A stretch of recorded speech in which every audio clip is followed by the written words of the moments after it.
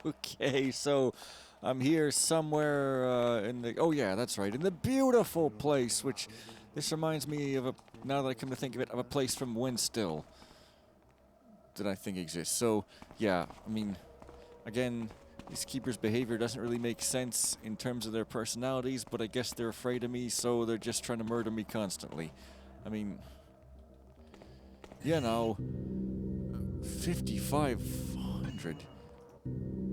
The south portals remain impassable. Keeper Lauren has high hopes that the scattered parts of the amulet may soon come into his possession, and the doors will reveal whatever dark treasures of golden lore may lie beyond them.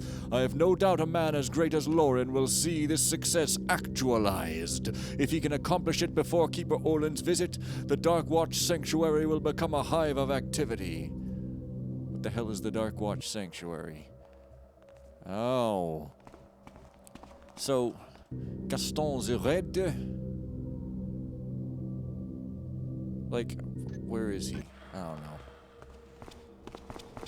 I mean, this... Right. I have to, like, sneak like a normal person? Well, I should probably come that direction then. Let's see. Don't come that tone with me, madam. This is a stupid play. A stupid play. I'm trademarking the term and nobody else can ever say that a play is stupid ever again. And I'm copyrighting my music so that no one can play any sample of it that blatantly does not replace the original. Tell Lauren! Haste, haste, tell Lauren. Sure.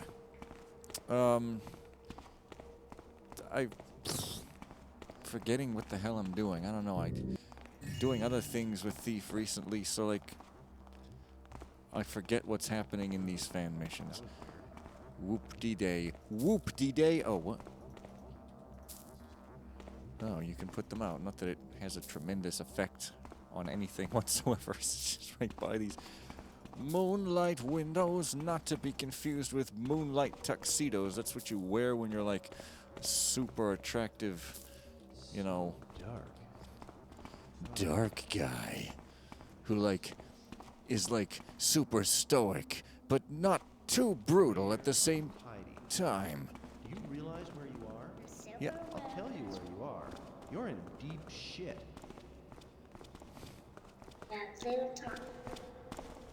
You kid, are you gonna tell me I'm in deep shit too because even your kids swear?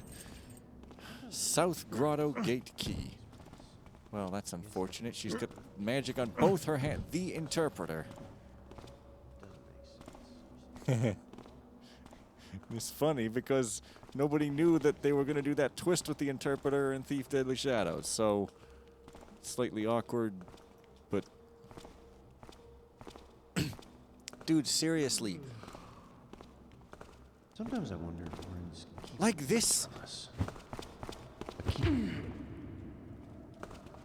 Like, it's so weird because like this is what I and everybody would have done when they were a teenager, when they were desperate to look mature, is to say, no, we really think that to make this game more mature, we should say shit and fuck constantly. But this guy was like 30. Like, I don't mean to... I'm snarking. I'm sorry. It's just, I don't understand why you would... Yeah, I'm supposed to accept it and things will go smoother. I know, but like... I won't bow to your mob. You would. Man. So apparently you can put rope arrows into snow? Okay, I think you can forgive me for not knowing that. How does that make any sense? Snow is not dense enough. It's frickin' powder, like, you can't stick an arrow into it, for God's sake. I mean, seriously? Right? Well, whatever. I guess I'm not in deep enough shit for my shit to have ejected itself out of the bowels of fate. So therefore, and of course the keepers would have a picture like that. Absolutely no consideration for anything here. Does this make sense? Who cares? We didn't even think of it. I mean, this is Thief, but I'd rather it be Gritty Gritville. Sorry, it just super bothers me. Book 1, the Grimoire. The skies shall tear as parchment, punctured by the sword of a bird and woman's words. The sword of a bird? And this shall happen after a year's war that leaves children at the heads of nations. The Grimoire. Act 1. Children at the heads of nations? I think we can all relate to that. Act 1, the lock. Sina was gorgeous. At least in the beginning she was gorgeous. By 562, year of the salamander, according to the role set forth by Jakob Schier, her beauty would change. But in the beginning she was a marvel to look upon. Her skin brought to mind the sands of an hourglass poured through by evening light, or perhaps a better metaphor for her gleaming skin was church gold, smooth, hard, theft-worthy, and stretched so thin and tight it barely covered her, etc. Yes, Sina was more like church gold, mainly because there was never enough of her to go around. She might have been, because yet another seductress, like every woman is a seductress in this world. I don't understand what else they would ever be. She might have been a seductive candlestick cast as an altarpiece by the Nilora circa 900 SK, Six Kingdoms Reckoning, in the great and errant city of Babel Mum on the Tebesh Plateau over 700 years ago. But like any of those immortal icons, she too had grown numb to her worshippers' caress. Regardless, from her amber-colored toes to her... Can you just talk about a woman without drooling like a 15-year-old for 1 second here? Sina's body was hot. I get it. On Maresh, 8th day of the white moon, year of the falcon, Sina stood in a dim room. Nervously, her fingers played with her hair. Look, I don't...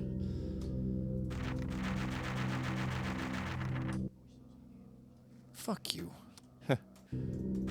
Her blue eyes reflected a low-fat object. What do you mean, like a tub of margarine or something? What kind of a phrase is that? Her eyes were hot, her skin was hot, her body was nubile. And she was shallow. Amazing. Steel and the spike, they were cunning, they were... Yes! Like, look, is there anything important in this book? That's why I'm reading it, because...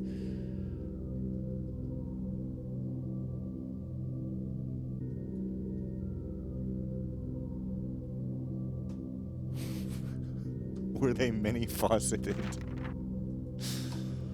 Dude. Fuck you making me read this many pages just to see if there's anything important, and it's super awkward. Shameless plug for your novel?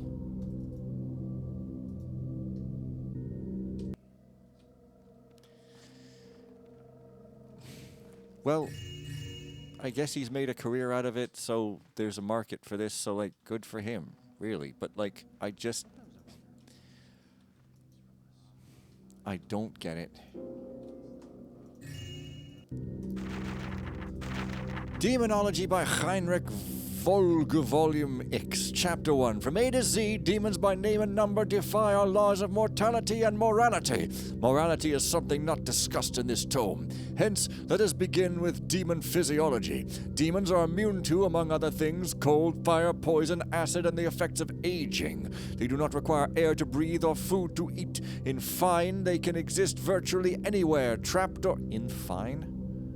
Trapped or roaming free in environs quite inhospitable to humankind.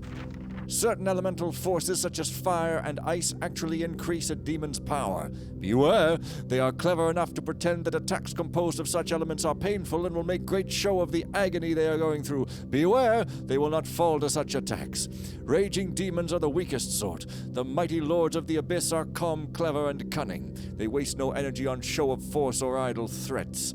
They kill swiftly and cleanly when no attack is expected and no quarter is given. They will even assume beguiling or weak forms to seduce or charm their victims before striking with ruthless precision. While any dealing with demons is perilous at best, they can be placated with sufficient sacrifices covered in Chapter 2. Let us instead treat these beasts as clever animals viewed with a loathing and pitying eye, since they know no joy. I have summoned several of these entities and forced them to perform my will, always for good purposes and at my own gravest personal peril. To this date, I have been lucky enough to escape their unparalleled wrath, their single-threaded wrath, as I commanded them to perform obvious acts of good. While I have summoned many lesser demons, the most interesting and terrifying creatures I have dealt with from the abyss are the incubi and succubi. Because, clearly, Mercedes is one. Or her. Because obviously he's going to be talking... Everything's sex with this guy. He's talking about demons. Let's just steer it over to sex. He's got a novel. Sex.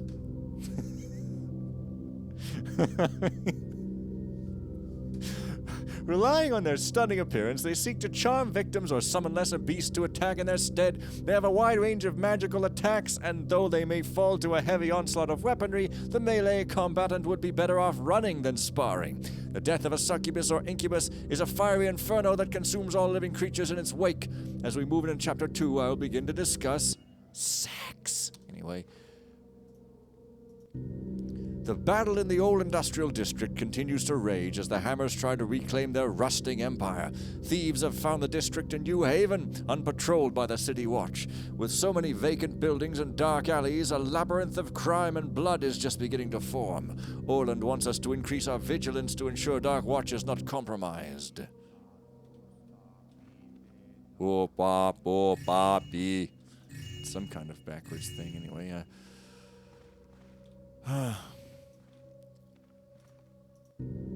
Work order number 223. According to the schedule, the profits from the pawn shop have been placed in the secret attic.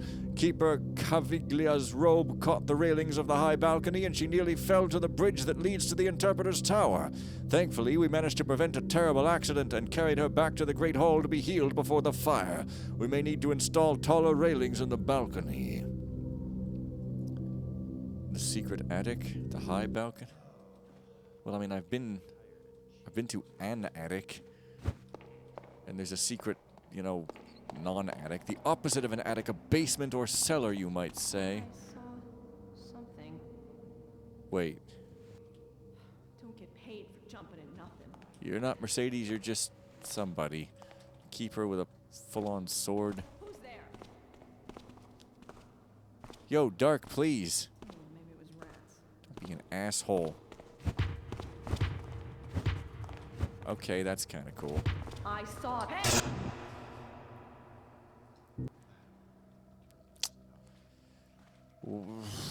Well, I steal the night. Okay. So I have some form of quest here anyway. Who's making that noise? Again, I just am not really into this, and it doesn't behoove me to take it seriously. Or like, I want to finish it though. Hey, did you see something over there? This is the same thing. I see. Okay, but I mean, I should try. But like, look at all this marble everywhere. You know? And if I didn't have new mantles...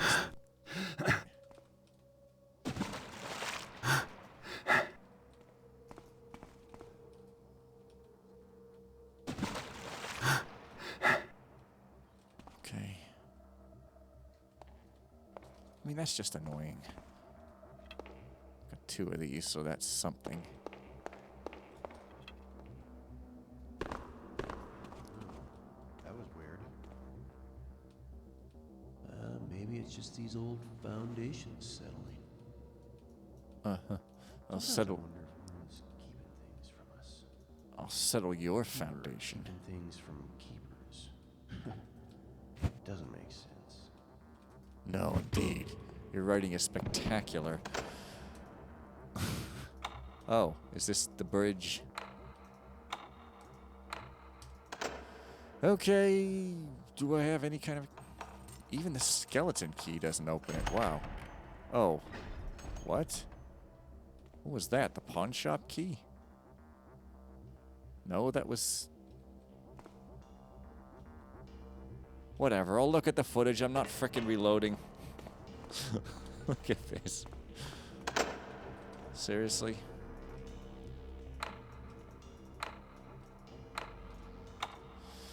Okay. Well, so much for that. Oh.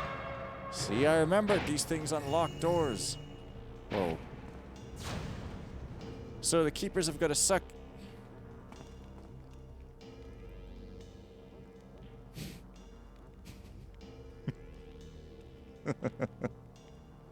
No. Oh, please. I mean, at least you're a succubus, so it makes sense in as much as it goes. YouTube's not gonna like that, though. No. Having touched this tome, ye have sealed thine fate, for if you were not foolish enough to release her before this moment, she is now abroad in the room behind you. Whirl then in fear for thy life and soul. To do, finish up the circle, conjure and confine Bathsheba, recheck wards, find where I misplaced the night jewel I created for Prince Torben. Well, she's not, I mean, she's... Oh, I see.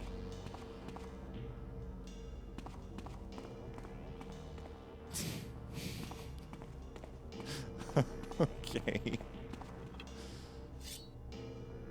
Well, I've got the blade that bites.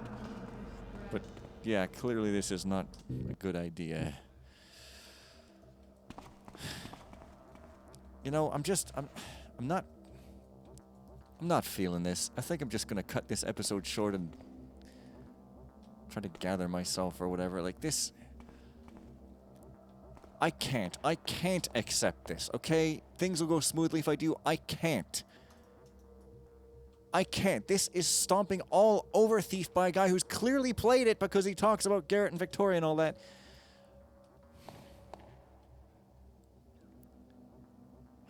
Like, I thought I was oversexed still inappropriately for my old age. Like, seriously. It's like a 13-year-old writing this. Like, look, I'm sorry. That's what it comes off to me. I'm not trying to, like, be an asshole. That's literally,